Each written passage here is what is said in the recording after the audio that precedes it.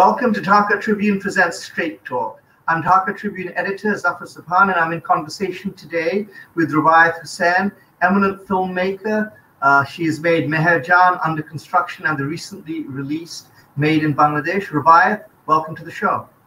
Thank you for having me. Well, it's great to have you, and I'm glad we're having this conversation. Let's start at the start. I mean, why don't you tell our audience a little bit about, what influenced you to become a filmmaker? Was this a lifelong ambition of yours, or did it come upon you in university? Tell us a little bit about your path to how you got to where you are today. When I was young, I wanted to be a painter. Okay. So I'm sort of a failed painter turned into a filmmaker. Wasn't Kurosawa a painter? I think I read that somewhere. But he was definitely not as bad as I was. But I love painting and I love colors, and I was going to Charukala for these classes since I was 6 years old. So that was always been a part of my growing up, and I also loved stories and narratives. And then when I was in college, I finally took some courses, video production, and that sort of enabled me to learn the technicality of filmmaking and see if I can actually do this or not. And I felt that, yes, I can. And I was also watching a lot of films by Zafar Sobhan at that time. A lot of them were not available in Bangladesh at the time because we didn't have that many DVDs. So I was taking them out from my college library and watching them. So that really influenced me to make cinema that would be socially realist. And you talk about, issues that are political, through a story. And I really like that. Well, I think, and for those of us, in the sort of the Bangla language universe, to have someone like Satyajit Ray there, who's, one of the preeminent filmmakers in the history of film, that's a great influence. But of course, as you point out, yes, he's making films in Bangla, but, he's obviously West Bengali rather than Bangladeshi. And when you were growing up, perhaps it wasn't really that available in Bangladesh. And then, I wonder, did you think initially, as you said, it's very natural for a Bangladeshi, or not natural, but more natural for a Bangladeshi to grow up and think, well, I could be a painter, I could be a writer. We're a very literate people, we have great art. But I think it takes a bit of a leap of imagination, a leap of daring for a Bangladeshi, perhaps especially a Bangladeshi woman, to think, well, I'm going to be a filmmaker. How did you, when you came to that realization for yourself, was there some, mental baggage you felt you had to overcome and gain that courage to go where you probably didn't have any direct inspirations or influences there? Yeah, it was definitely difficult, but I think my passion was really strong. Yeah. Because in my rational mind, I knew that this was a very difficult profession to try to enter into. It's not a sure shot. I don't even know if I'm ever going to make it.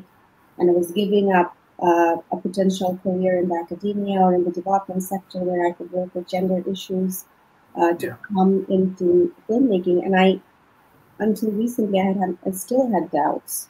But I really wanted this so bad that I had no option but to go for it. And when I did my diploma with New York Film Academy, it was an intensive course for 8 weeks. I learned things hand-on, and I felt that I was good at it. I always felt that this is a job that I also really enjoy. Yeah, no, absolutely. I know you in part through also your writing, because you have written a lot for me over the years. So I know you're a writer, I know you're a storyteller, but of course there's different kinds of storytelling, and taking the leap to be a visual storyteller. Did you have influences here in Bangladesh? And talk to me a little bit about the Bangladeshi film scene and how it was when you were growing up, when you were starting out, and where it is today. Well, growing up, I never remember going to the theater to watch films. There was one film that I went to watch. I was very young. It was Padma Nadir Machi by Gautam Ghosh. Sure. And I was too young, I didn't understand much of it. I went with my family. And then when I was in college, I think that's when Mati Morna came. Yeah. And I went to the theater for the second time to watch the film, and Tariq Masood was there, Catherine Masood was there. I had an opportunity to interact with them after I watched the film. And that was for me that, okay, this is possible in Bangladesh, that Right. a person like this is making a film and the film is amazing, it was at Cannes. So for me, that made me feel that yes, it was And you possible. were in college at the time, is it? Yes, I was in college at that time, and it was great that I could watch the film and then interact with the director and the producer outside the Yeah. cinema. And then I also went to Tariq Masood's home with a friend one day just to get acquainted and tell him that I want to make films. And he said, yes, go on. And I was making shorts. And the scene was kind of vacant at that time, except for Tariq Masood. There was not too many internationally acclaimed filmmakers. I'm talking about, like almost 20 years ago. Yeah. But that's when I felt that it was possible. And I also watched films at Dhaka International Short Film Festival, where my work was screening in 2005. So I used to go to that festival. It doesn't happen anymore. It's a pity, but I watched a lot of good international shorts in that festival, which also helped me. Yeah. No, I mean, it's such a tragedy, a personal tragedy, of course, but a tragedy for Bangladeshi film to have lost Tariq because, he was this, I don't know, the shining light for us. And not just, I think he showed many of us what it's possible to do. And we never, Mati Moina was a spectacularly good movie, and to actually see art like that created in Bangladesh for Bangladesh was very inspirational. I mean, I think for many of us, we perhaps had never seen a movie like that or didn't know that a movie like that could be made about us, for us. Tell me a little bit about the current Bangladeshi film scene, other directors, whether that's something you're a part of, or you spend a lot of your time also outside the country. How do you interact with the Bangladeshi film scene, such as it is, and where do you see it? How do you see it? It has grown in terms of independent filmmakers coming in. Our presence have grown in the international festivals over the last years. And I'm friends with quite a few young filmmakers we work together, we share our resources, we talk to each other for emotional support. There's Mustafa Sarwar Faruqi, whose film also went to a lot of very well known, of course. after Tariq Masood. So he's somebody that I speak to and I seek support from. So I think there's a healthy camaraderie within the filmmakers. Yeah. There's some filmmakers that are coming up who are in their early 30s and they're making really, really good films. There was a film. I've always thought there's enormous talent in Bangladesh. And Bangladeshis have always been artistically talented. But again, when I moved back to Bangladesh 15, 20 years ago, I met a lot of young filmmakers and I thought there was a lot of talent out there. Most of the people I met were working in advertising companies. Talent is there, but actually being able to then take that talent and become a filmmaker is quite difficult because, films cost money. There's all sorts of issues with censor board, there's issues with audience, there's issues with distribution. I think it's better now, obviously, but it's still, I think, challenging. It's challenging, but like I said, filmmakers are exploring new avenues.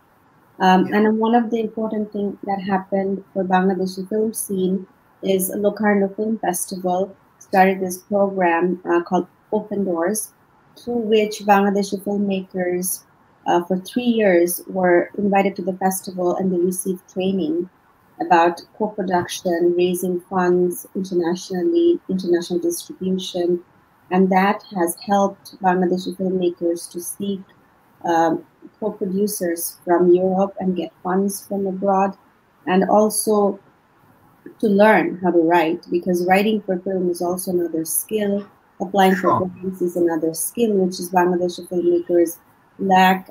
There's also an issue of language because you have to submit these applications in English, sometimes in French, and you need some sort of a direction or some sort of training to be able to do that. Sure, with all applications, you need someone to talk you through it. There's a knack to it. There's a trick to it, you could say. And some people, if you don't have that vocabulary necessarily, it can be difficult. Can I ask you a question? One of the other things which has become much bigger in Bangladesh over years was television. Have you ever thought of writing for television, or are you still very much a big screen gal? No, I don't have any issues with television, but the format of Bangladeshi television content is something I don't see myself fitting into. When you do an episode of 20 minutes and 5 commercials, I don't want my work to be watched that way. And I don't want to make something that requires such short attention span, So music videos are out, because a lot of filmmakers they do like to experiment with genres, So, but not you. That wouldn't be you then. I'd love to see a music video by you. No, I would love to. If I have a song that I love and to do it, I'd do it. And I do short documentaries. I'm thinking about doing a VR, so I do want to go into different genres. And it's just that Bangladeshi television has, like I said, it requires very short attention span. Each episode is like 20 minutes, and then you don't really get into the characters and follow the story very well. Yeah. In fairness, I'm not a big viewer of Bangladeshi TV, but I do think, like, worldwide, I often think a lot of the best writing, acting, directing is in television these days, over the last 1 or 2 decades. Once upon a time, I think it was like, Hollywood, people, movies were up here and then television was down there. And I don't think that's the case anymore worldwide. You have fantastic television shows, and of course, with the format, like let's say with a channel like HBO, what you're able to do is, if you have a TV show like like The Wire or The Sopranos, where you have 5 or 6 seasons, you have hours and hours. You can develop a story over 100 hours, whereas with the movie, it's only 2. So think of the storytelling you can do, but I guess we don't necessarily have that kind. Well, I don't know. You don't have dramas and serials like that in Bangladesh? No. See, I don't also watch much of Bangladeshi television, and I stopped a long time ago, like in the 90s, late 90s. I actually stopped watching television altogether since the late 90s. I didn't watch much of it. But you're completely right about television, David Lynch is directing for television. All the big directors, Spike Lee has directed for television. Ava DuVernay is making great content for television, and that's definitely a space where I'd like to see myself working, where you actually have the budget, and you have the space, the time to tell a story. But it's very competitive. It's very competitive to get into that space also. I'm sure everything's competitive. Thing. Now, let me ask you a question. Let's switching gears a little about your work. Okay. Now, 3 movies. Tell me a little bit about why you made these 3 movies. There's a million stories out there in the world. Why were these the stories you thought that you wanted to tell? And what ties them together? Would you say that there's a theme running through your work, which which ties it all together, or why don't you talk a little bit about those issues? I'm interested. That's a good question. Well, one obvious thread that's running through 3 of my films is my main protagonists are always women. Yes. And I'm trying to look at the world from a woman's perspective through her personal and intimate experiences. And Meherjan came out of my... I was right out of school. I had just finished my master's in South Asia Studies, and for my thesis, I had written about Birangonas, how they're represented in the nationalist history, and I was sifting through narratives of unthinkable violence and pain, and I was really traumatized, and I was also looking for something positive out of this. And at that point, I had met Ferdowsi Hashimi, who was a beautiful artist and a very brave and a very warm woman. And she talked to me about the violence that she had faced in 1917, how she resisted. But she also mentioned about this particular soldier who had protected her for 5 weeks. She also talks about that in her account in Nari Ekattor, which was published by Anna Sharishkendo. And in that story, I found this moment where two individuals had compassion and they were able to transgress the war and the boundaries and the violence. And then I took the story and I fictionalized it, to a great degree. But that was the spark of inspiration. And I also, when we look at 71 in Bangladesh, we always have a very black and white nationalist narrative. We don't look at that during 71 there are different forces within Bangladesh. Sure. Were you surprised by the backlash the film then got after it had been released in Bangladesh, some of the criticism which it faced? Was that something you were expecting, or did that actually take you by surprise? It was really taken. I did not expect this big beat.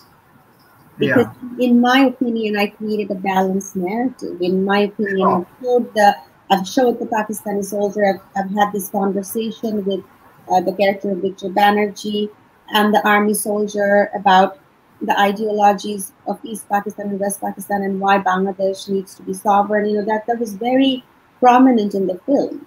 Yeah, sure. From my point of view, I felt that, okay, I'm making a film which actually talks about 1971 from these women's perspectives, talking about sexual violence. And so I did not expect this degree of controversy and negative reaction that I have faced. Yeah, no, I mean, I think you're right. I mean, I think, you see, this is it. When you look at a movie like Meherjan, it's very easy to sort of to soundbite, a sort of a negative critique which flattens out what actually the nuances which were there in the movie, the other performances. There was a lot in there which I think some of the critics perhaps didn't catch hold of. Let's talk about moving to your under construction. So from Meherjan to under construction, how did you come to that? I'd like to add that a lot of people didn't even see Meherjan. It was in theater. Well, that's true, yes. So a lot of the things people said were things that they had heard. Yeah. Or a clip of the movie that they had seen. That's a pity. But Under Construction came out of this text, Rakto Korobi, by Rabindranath Tagore, which is his last play. And it's a critique of industrial civilization.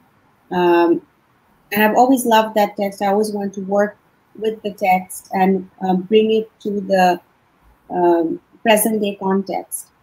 So I created a story where my main character was reinterpreting this play in a modern day context, and she was questioning Tagore's representation of the female protagonist in the play. Because that protagonist, Nandini, is always defined as somebody who's beautiful, young, fertile,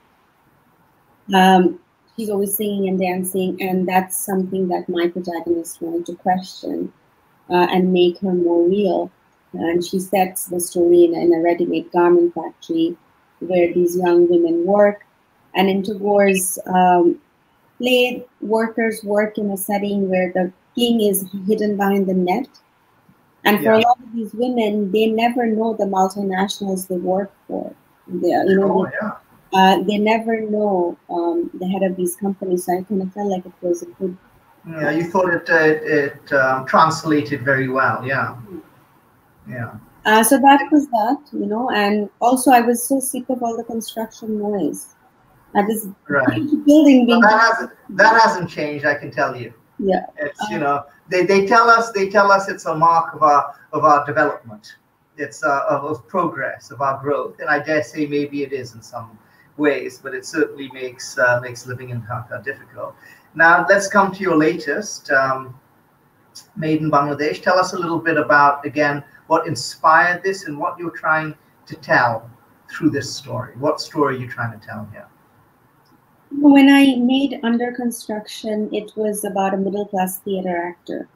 There's a character of a factory worker in the movie as well who works as a housemaid, and later she goes to find work in the factory. And I felt that I wanted to look at women in Bangladesh from, because women, when we talk about women, they're not a homogeneous group. You have to look at their class. You have to look at, how women in each social class is reacting to the obstacles they face and how do they overcome it. So I look at the middle class women and I felt that I want to look at a working class woman in Bangladesh. And the character and the figure of a factory worker is an obvious choice because they're most visible in the workforce. They have worked to make our country prosperous, over the last years. And I started interviewing some actual workers. And the film is based on real events that happened in 2013. And it's inspired by this woman who was a union president. Yeah. Okay. Sorry, I'm just going to looking at my notes here. Good. So you basically were trying to tell her story. I mean, it's basically a fictionalized version of what she went through when you met her. How did you meet her? Well, when I was interviewing, I was talking to my other filmmaker friends and journalists who would then introduce me to some workers. Yeah. I came across this woman through one of those contacts. It was right after Holi, actually. I think two days after Holi attack. I'd gone to her home in Rampura, in her house, and we spoke. And I really liked what she had to say. She had this amazing spirit about her. And one of the first things she said to me that, women are screwed if they're married, they're screwed if they're not married. And I actually put that dialogue in the film. And I felt that she had a feminist consciousness. She might not call it that, but the way she was speaking, she ran away from home. She was 13, came to the city because their parents were marrying her off, and became a union president. So I felt that this woman, her strength and her courage really impressed me and inspired me. And I didn't go there looking for this story. I didn't expect this narrative. Yeah. Now, of course, as with Meherjan, I suspect, though, that, I think, Made in Bangladesh will come for criticism, perhaps for people who haven't watched it and who will never watch it. But how would you respond to sort of critiques or complaints people may have? They might say, well, this portrays, the garment industry in such a negative light, and, the critique. You've heard it, I'm sure, 100 times. How would you respond to that? I've heard that, and when I was researching, I have family and friends who own factories. So of course I've spoken to them, I've spoken to activists, I've spoken to workers. But when a filmmaker or a storyteller tells a story, you have to pick whose perspective are you telling the story from. Yeah. So I'm telling the story from a young woman's perspective. And in the film, they talk about how they need the job. If they don't have this job, they'd be begging on the street or be sex workers or working in somebody's home. So the job is... And in fact, the one girl who loses her job in the film goes into sex work. And indeed, yes, I think that's shown, yeah.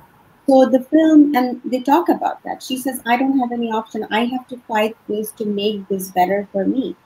Yeah. And I think it's evident in the film that this woman needs this job.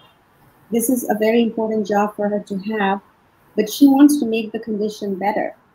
And I don't see any harm in asking for better payment. As we know, recently payments have gone up, and it's a result of workers demanding that. Well, I think it's one can certainly say at the same time that that the garment industry has transformed Bangladesh, but at the same time also say that nevertheless it's hard, backbreaking work, and and the conditions and the wages, it's tough to live on. I think these two facts are not necessarily in conflict one with another, and any movie can certainly encompass both of them. So where does Made in Bangladesh now stand in terms? I think it's been released in some venues, perhaps. Yes, so it's a co-production film between Bangladesh, France, Denmark, and Portugal. So after premiering in Toronto Festival last year, we were at BFI London, and then we went to have our theatrical release December 4th in France, Denmark, and Portugal. We were in about 70 theaters altogether. And the woman who, the story I tell in the film was with me, and we presented the film together.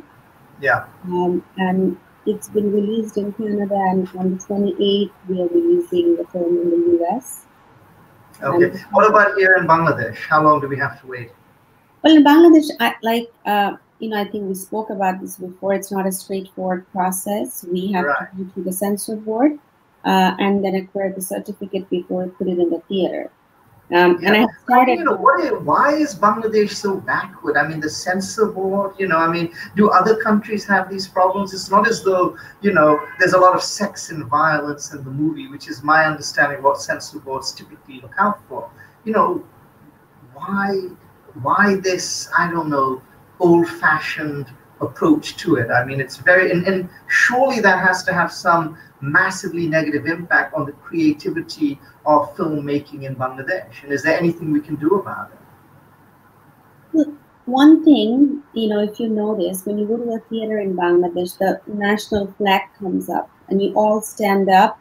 Sure. And then you watch the movie. So when a movie is in the theater, it's a state-sanctioned piece of art or work or entertainment, whatever you call it. So I think that's why the state identifies that way with an exhibition. In many countries, it's just looked at as entertainment, and we don't put a flag in front of the movie and everybody stands up. I haven't seen it in many countries. It could be worse. In Thailand, it's even far more hardcore than that. I leave it at that. But but I see your point. I mean, why does it have to be that way? Are these conversations which one can have in Bangladesh? I think we need to have that conversation because of censorship, our content, what we can make becomes very limited. Yeah. And for me, I'm trying to get an international audience and make films more globally. One of the reasons is the market in Bangladesh is very small. I was going to actually ask you that. So who do you think of as your audience when you make these movies, or do you not really have any specific audience in mind? I do not have any specific audience in mind because I think there are film lovers everywhere in the world. And, I watch Japanese films or films that are made in Indonesia or China or Nepal, and I just look at it as a film. So I know that my audience can be in Nepal or in France or in Bangladesh or, the only problem with showing it in Bangladesh is the hoops you have to jump through for the censor board. Other than that, you would love a Bangladeshi audience to be watching. Oh, I love a Bangladeshi audience. And when I had I had a festival screening in New York in December, I had 3 screenings, and 85% of my audiences were Bangladeshi. Yeah. Bangladeshi audience love my work. They have shown that love to me over times, and I know that I would like to have my work shown more, in Bangladesh and have it more available, but it's just difficult because. Now, of course, your content is always very specific. You mentioned the fact that your protagonists are women, but not just that. These are all Bangladeshi stories. You're very determinedly making art and telling stories of Bangladesh. Do you see yourself perhaps telling different kinds of stories in the future, maybe diaspora stories, or maybe stories which have nothing to do with Bangladesh? Or is that still a big part of your creative vision? There's so many stories in Dhaka I want to tell. Yeah. I think there are a lot of stories there, and I definitely want to tell those stories. But I also want to tell different stories. It's not that I'd always make films in Bangladesh. I definitely think about making a film about the Bangladeshi immigrants that I see in New York City, or a film where the characters are not even Bangladeshis. They're a small town community somewhere in the United States, and I could make a movie about that. But definitely, I grew up in Bangladesh for 18 years of my life. I know it really well. There's so many stories that I really like to tell that are from Bangladesh. Yeah. Well, I think on that note, Rubaiyat, we've come to the end of our 30 minutes. I wish we had a lot longer. I've really enjoyed this conversation. And it's been great having you. And I really hope that Bangladeshi audiences can see Made in Bangladesh sometime soon. Tell us a little bit about your next project. We're out of time, but we have like 1 minute. And if you could talk a little bit about where do you go from here? The next project is part of my class trilogy. So under construction was a middle class woman, and Made in Bangladesh was a working class woman. And my next one, Pink Blossom, it's about a woman who's coming from a very wealthy segment of Bangladeshi population. And like one of the tri-state ladies, actually. A lot of the story takes place inside of a beauty salon. And it's really about private life of women, you know. Okay, well, that sounds very, very interesting. Though I suspect it maybe is misunderstood as some of your other works. If Bangladeshi society is in their responses to various work is anything to go by, but I think it's going to be something well worth looking forward to. Thank you very much, Rubaiyat. I've really appreciated this. Thank you, Zafar. Thank you. And thank you for tuning in. This has been Zafar Sobhan, Straight Talk. See you next week.